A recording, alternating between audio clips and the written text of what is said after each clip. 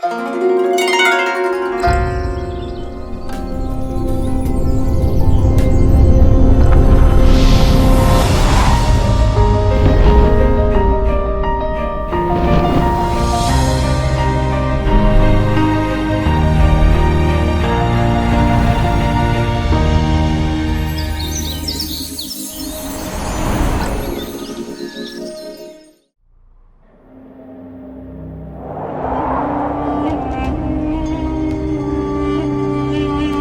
the Western Han Dynasty, silk was delivered to Eurasian countries via the Silk Road, and China became known as the Silk Country. 1,000 years ago, silk was sweeping over mountains and rivers from the east to the west. Today, just follow my footsteps back to the east, looking for the beauty of silk.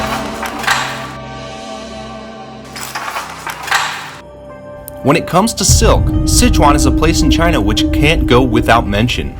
The Sichuan area is likely the earliest silkworm breeding area in the world, and it's one of the important origins of silk. The silk products made here are called brocades, which are not only covered in gorgeous patterns, but are made using highly complicated silk weaving technology. In China, there's a saying that goes, "An inch of brocade is equal to an inch of gold." I saw so many beautiful silk products in the Brocade Museum. It's hard to imagine that such a long time ago, ordinary craftsmen in Sichuan could use such complicated machinery to make these unbelievably complicated patterns. Each of these brocades is a superb accomplishment of aesthetics. It's no wonder that on the Silk Road, their stunning beauty caught the eye of the entire world. At the sound of the loom, I thought of the origin of the Silk Road, Xi'an. I had a chance encounter with Mrs. Fan in her studio at the Datang Museum. Thanks to silk, we had a great time.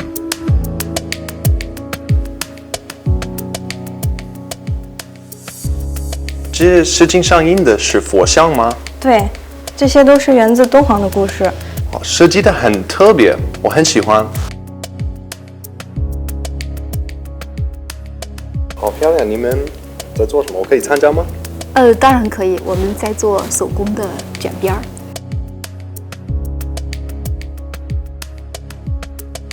你看，这里卷的时候正在这里缝，边缝边卷。我刚看到那件丝巾，特别好看，好像有佛像的。那个丝巾的创作，您知道莫高窟吗？我知道，敦煌。对，听说过。对，那条丝巾的创作，其实在创作的就是莫高窟的来历。关于它的故事，我在店里面看到很多蓝色。对，用到了大量的蓝绿色，因为这个蓝绿色呢，它本身是来自于波斯，是随着丝绸之路当时传到中国的。第一个呢，因为我个人喜欢，我觉得这个颜色非常的静，而且呢非常的高级。另外呢，我觉得更重要的是，我觉得它是丝绸之路色彩的象征，因为有了丝绸之路，才有了可能这样的颜色的一种出现或者一种呈现。丝巾的原材料全部用到我们中国最好的丝绸。丝绸不单可以做成丝巾、服装、服饰，还可以做成很多有意思的其他的小东西。其实我女朋友对中国文化很感兴趣。很感兴趣。对，我觉得特别好看，我想买给她一件，可以帮我选一件吗？当然可以。我想给您推荐那个，奥巴马夫人米歇尔收藏的那款《自由自在》。因为美国也是一个崇尚自由的国家嘛，因为这个自由自在主要也表现一种可能自由的一种精神。其实和敦煌这种情感上来说，真的是它经历了1000多年的历史。那其实它呈现的是这1000多年来东西方文化的一种融合和碰撞，而且对我们从事可能美术工作者或者艺术工作者来说，它是一个宝库。所以呢，也是在想着通过丝绸作为载体，怎么样让它重新来呈现出来。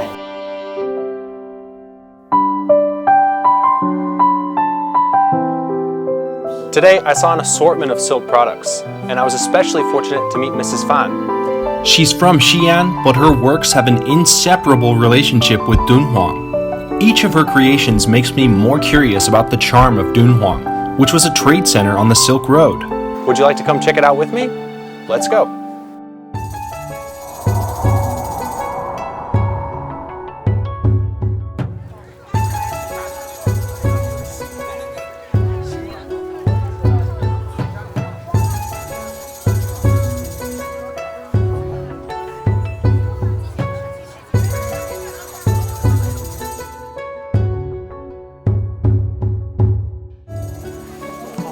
哎，老板，这是一只鹿吗？您好，这个就是九色鹿，是莫高窟百位洞窟里面的壁画。九色鹿可以给你拿下来看看。Yeah， 哇，九色鹿好神秘的样子。这一块上面它有九色鹿，有飞天，全部都是我们敦煌的代表作。好漂亮。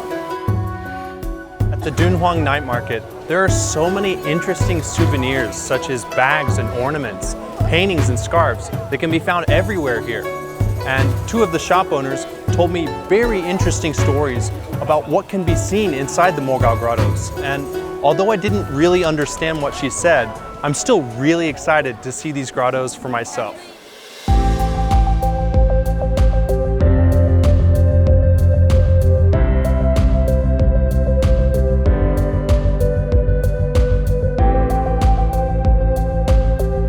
I just saw the clothes worn by the staff here today, and I was particularly surprised to learn that they were originally designed by Miss Chu Yan.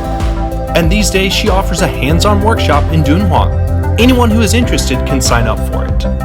I've seen videos of her clothing conference before, but I never thought that I would have the opportunity to participate in a private class with her. I feel so lucky, and I'm really looking forward to participating in it. So before we go into the Shu Yan's class, and I'm gonna show you something about Mogao, and maybe it will give the brave thinking about what is Mogao and make you feel the culture here. Sounds good.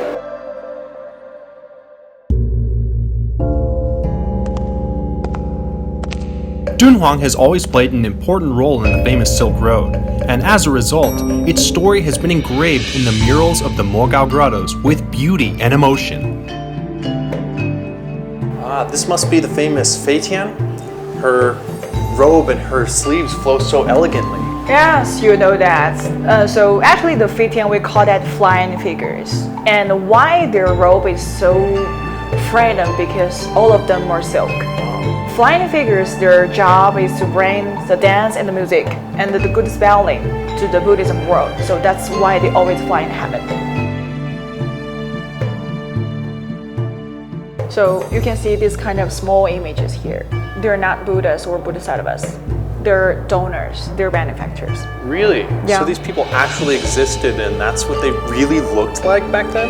Yes, so that's why we think the donors, the benefactors' images are so important for us to do a lot of research about the clothes. So they will painting their clothes according to the dynasty's popularity. Wow. So a lot of designers, they will come in here and find some inscription from the wall painting because that means a lot. Yeah. You can see the color or the decorations or the styles of their clothes. They're very important. Yeah. Interesting. Oh, wow. This design is so neat. It's symmetrical. Yeah. Yeah, you know, this decorative pattern kind of reminds me of other patterns I've seen elsewhere in ancient architecture in China. Maybe like the Forbidden City. Yes, actually these kind of design or kind of decorations, they're really popular in Mogao and from different dynasties. And they will change according to the dynasties. So maybe earlier time it's more simple, but later, especially after Tang Dynasty, it became more and more complicated. And there are a lot of different patterns, different designs. If you can see these kind of square things, you may imagine about the scarf. Yeah. Or an oriental rug. Yes, yes. So actually it's related to that. So a lot of things can give the designers a lot of inspirations from here.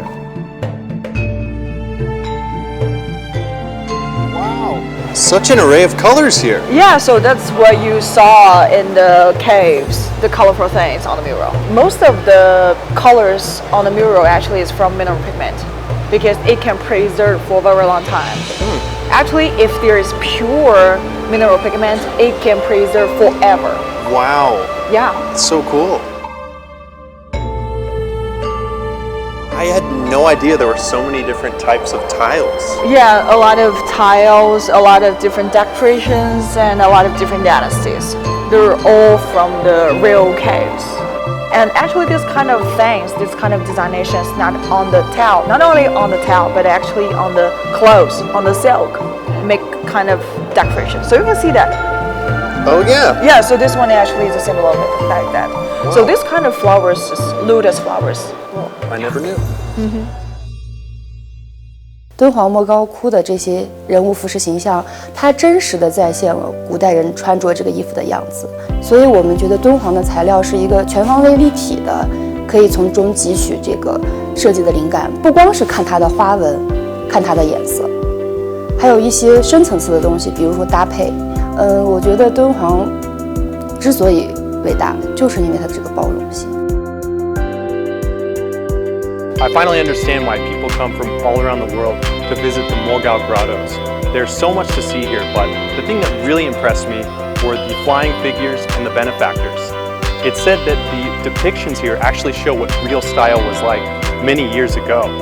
Who knew that 1,000-year-old Chinese style could be so fashionable? And it really makes me curious. What would it be like to try on these clothes?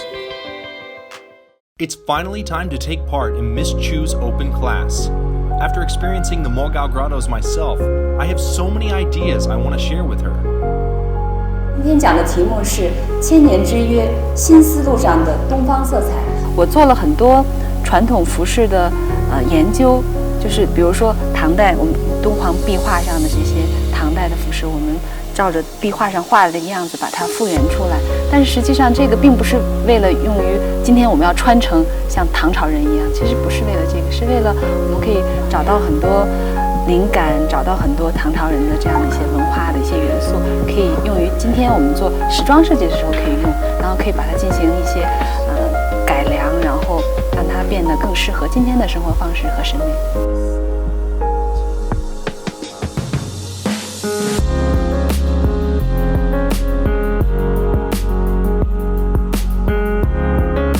其实我在为这些敦煌的工作人员、讲解员设计衣服的时候，我的灵感都是从敦煌壁画上来的，包括它的颜色。其实我们看到敦煌壁画上有非常多漂亮的绿色、蓝色，所以我在找一种就是很漂亮的蓝绿色，这样的一种很 special 的一种蓝绿色。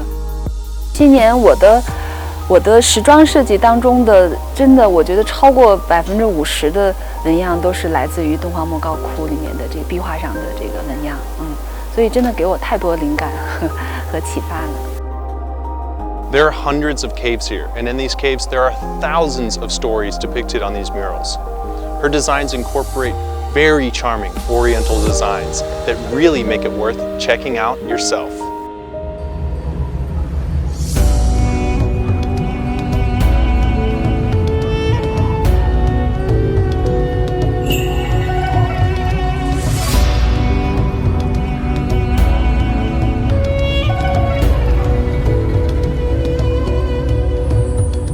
Oh my god, this outfit is amazing.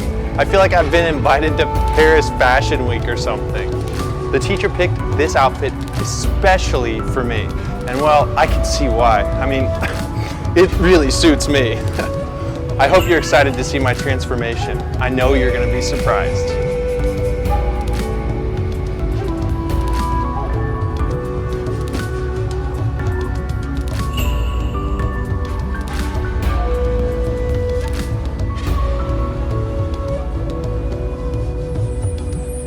As a man, I rarely fuss over things like fashion and color coordination, but after today, I'll admit, I really understand the value of clothing.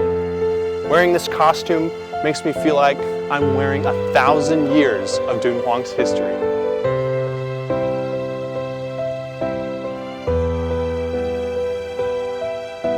我们几千年的传统服饰文化非常的灿烂，非常的华丽，所以我和中国很多的设计师，我们现在做的一个工作就是把我们的传统服饰文化重新把它找回来，重新把它介绍给更多的中国人，他们了解我们的传统服饰是什么。当然还要设计更多属于今天这个时代的中国的服饰。